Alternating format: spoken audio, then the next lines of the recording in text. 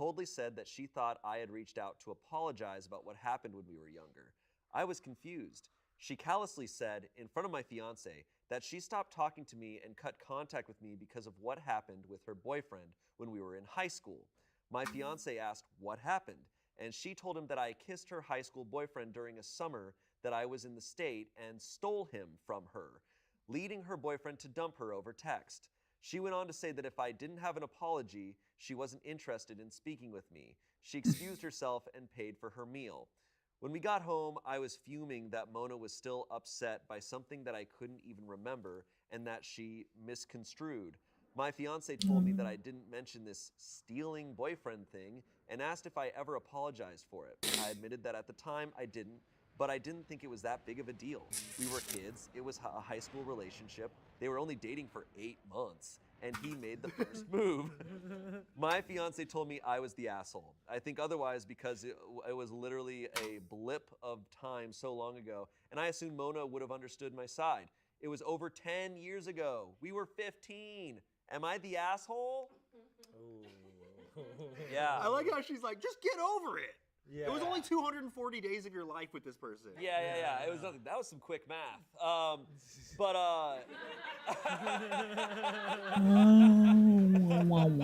like it's not that big of a deal to just apologize at that point. Yeah. No, go for it. It sounds like she just doesn't want to apologize now. She's like, hey, it wasn't that big of a deal. But yet, if it's not that big of a deal, then why can't she apologize? That's my thinking. Yeah. You know? Yeah. I mean, it's also just kind of weird that, like, she doesn't, like, she's like, it's not a big deal. We were so young. Like, that somehow negates the fact that it does sound like she stole that person's boyfriend. Yeah. And she's like, I don't even remember it. Like, for you, this was a big day of your life, but for me, it was Tuesday. It's also specifically, they stopped being friends because of this. Yeah. This was the last time they talked. Why doesn't she realize that? Why doesn't she connect those dots? I feel like because that's the simple thing to come back and be like, hey, I know we ended on weird terms, and I'm so sorry about that, but we're different people now. And I'd love to see what our friendship can do now. I feel like that's your easy in. That's simple. How long would that have taken? 20 seconds? It's like, yeah. And she's also like, she misconstrued this thing that I don't even remember at all. So how could you know that she misconstrued? Yeah, exactly. Yeah. No, I don't remember this thing that you're getting.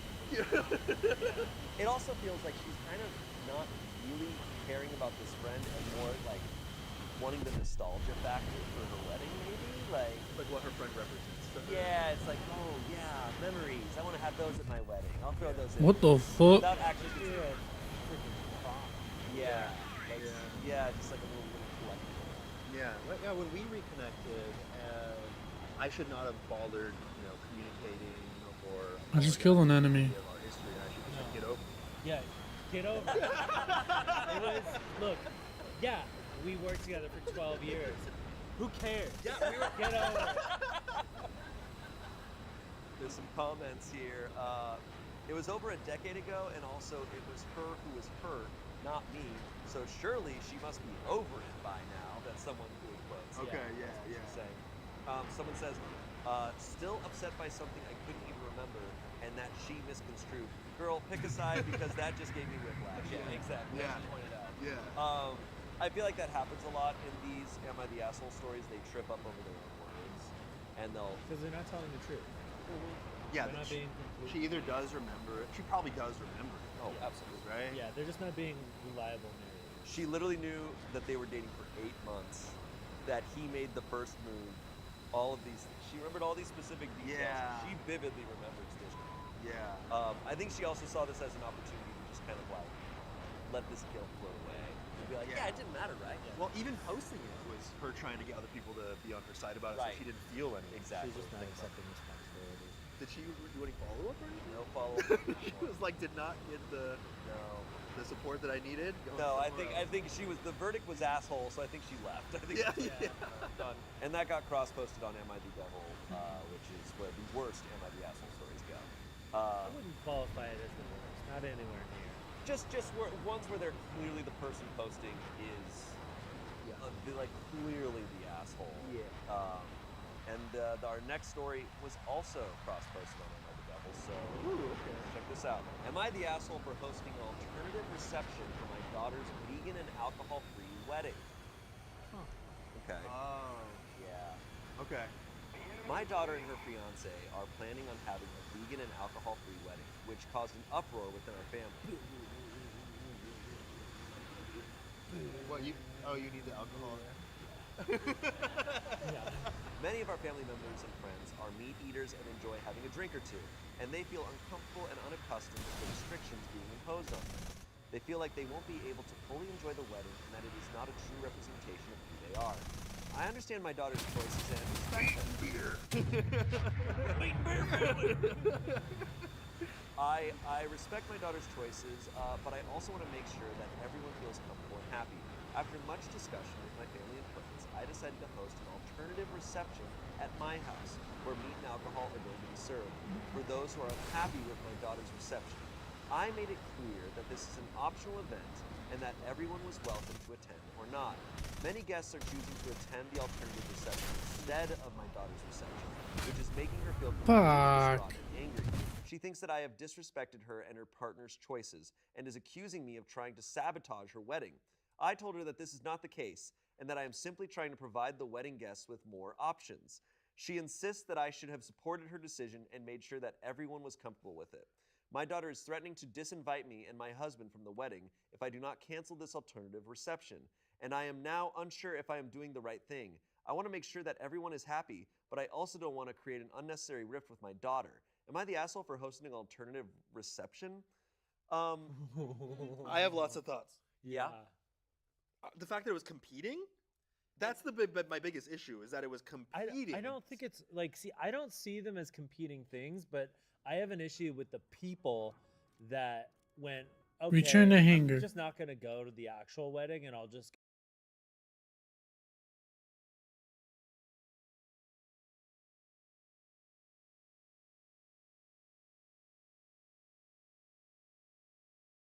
Alright everybody, welcome back. Minus? Many of y'all have probably recently unlocked, or bought, a Playing with a Radar set, and I'm sure many of y'all are unsure how to properly use it, but don't have the time for a 30 to 40 minute long video.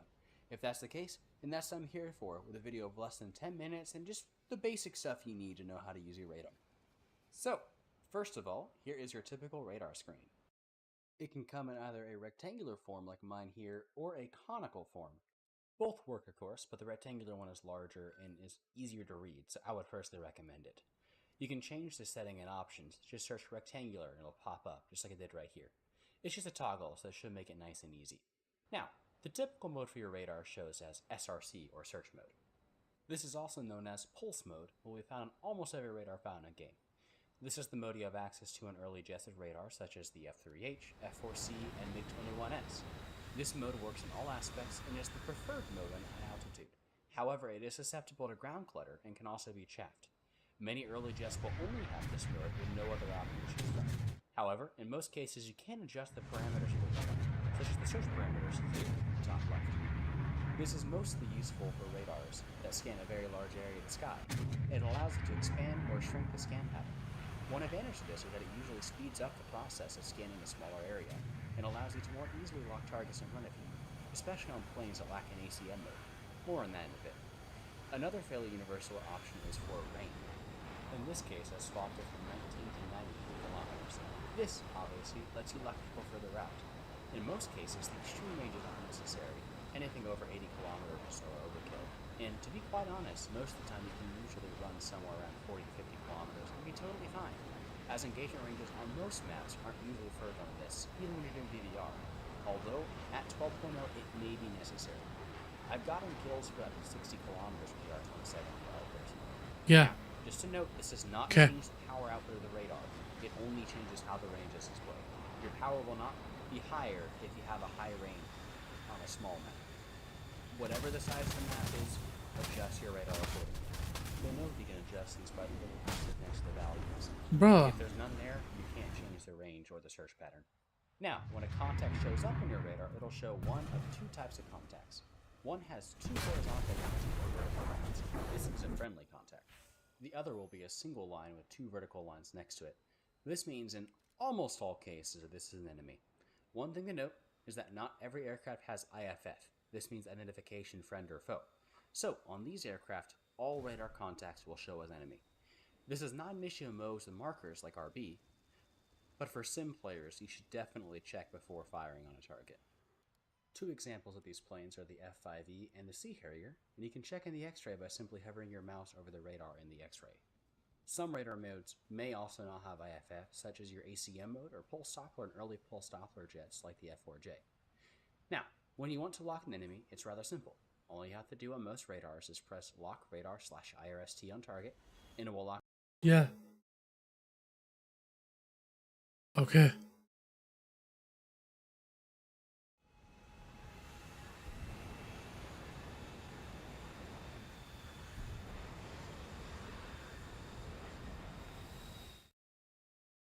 Whatever target you have selected. If there's more than one target on your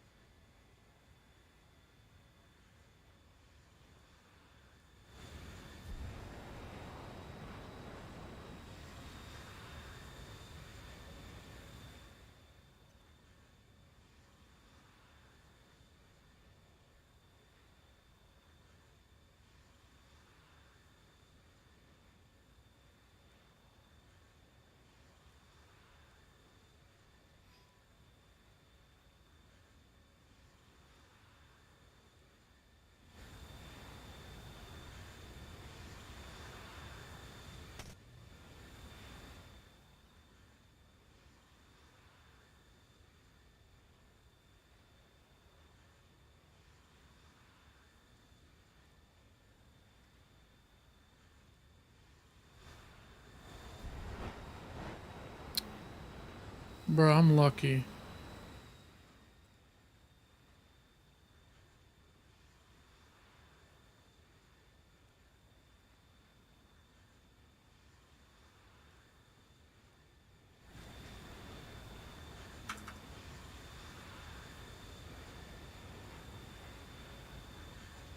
I'm back. Welcome back.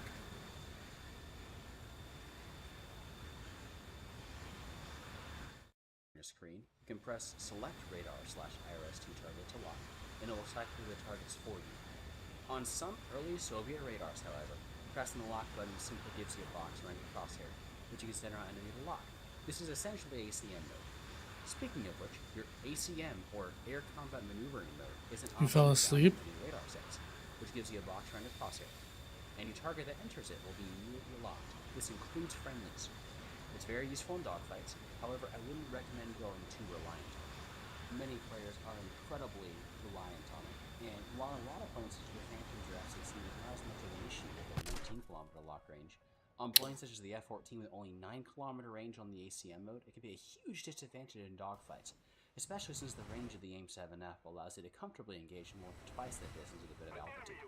You'll actually know when you run into someone who only uses ACM in the F-14, as you'll already have a missile in the way and close to hitting them when they finally lock you at 9 kilometers, and they proceed to eat a missile to the face. ACM is a great tool, but avoid using it for all of your engagements and prioritize locking targets normally if possible.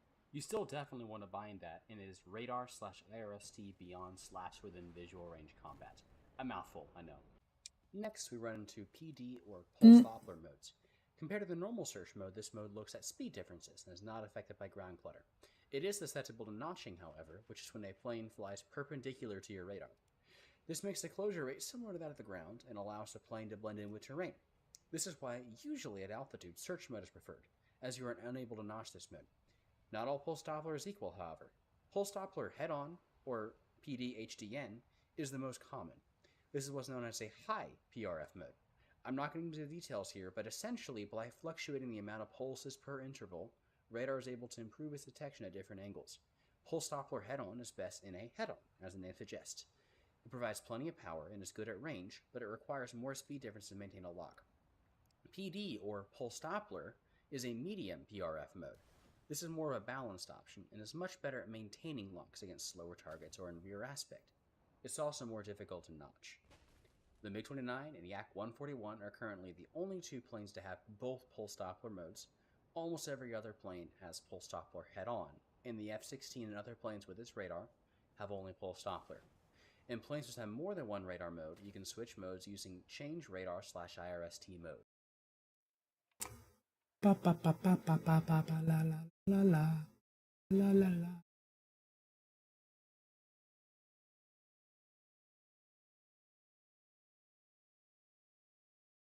La la la.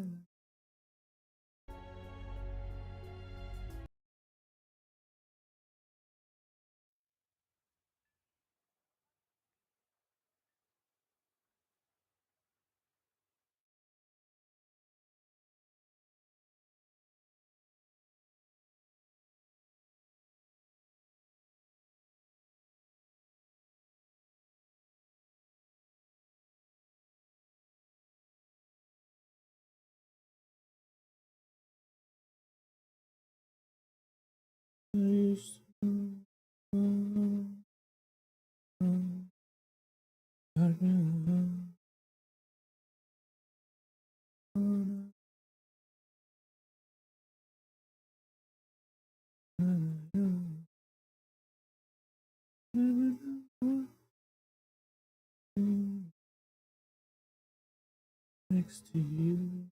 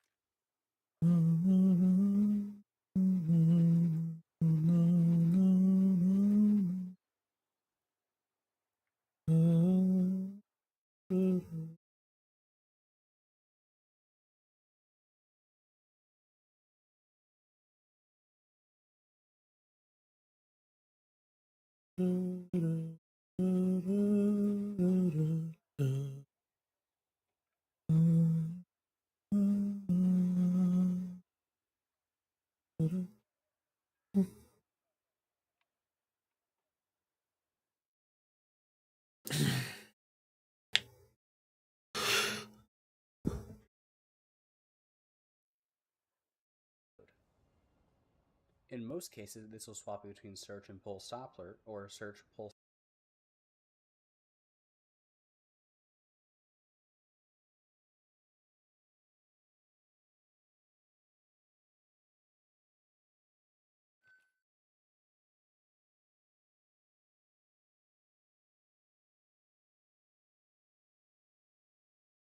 I got into a habit of like starting every video with, I don't even want to do it, but it's like, oh. Don't do it. You don't have to do it. You don't have to do it.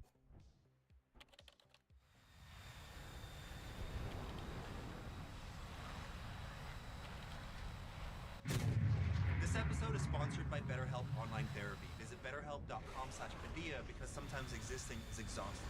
And if you want to watch this episode completely ad-free, completely uncensored, click the join button down below to become a member and support this series. Hello, Grace. Hi, Anthony. Hello, it's good to see you. Hello, Cassim. Great to see you. Cassim G.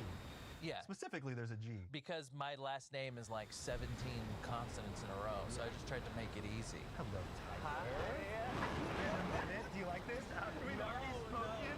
We've already spoken and hugged each other, and now a dainty little. I felt when Dan was like, are we doing this? Did you think I was going for a bro handshake? I don't know. Do I give off bro-y vibes? Baby, you don't want the answer to that. You do not. Can you believe that YouTube has been around now for multiple generations? Spanned multiple generations. I think it's literally 18 years old this month. Do you think that this is a thing because we took a chance on it, or is that too much like of like a ownership we take? I feel like that era needed to occur in the way that it did in order for things to unfold. I don't know what to do, dude. In order for Totally agree. the Mr. Beast era, huge videos. Well, also literally that you could not make that kind of content when we got started because there was no way to make money when we got started. Yeah, my first check was like $200. It seemed like money that just came out of the thin air.